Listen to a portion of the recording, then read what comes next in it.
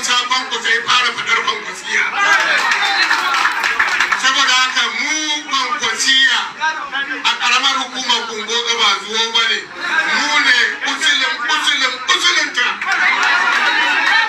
Alhamdulillahi, duk inda ga fuskar mu ko a ina kake za ka san cewa mu ba mutanen da za ka zo kai mana wata magana ko kai mana barazana ba ne. Alhamdulillahi, Rabi Musa Kwankwaso, kada da hakuri. Duk abin da yake samun gasa wa Malam Aminu. Duk wanda yake a PRP mu da mu aka fi PRP.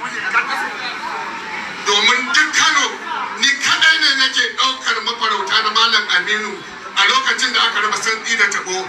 Za ka ga mota ta an sa mata san barka.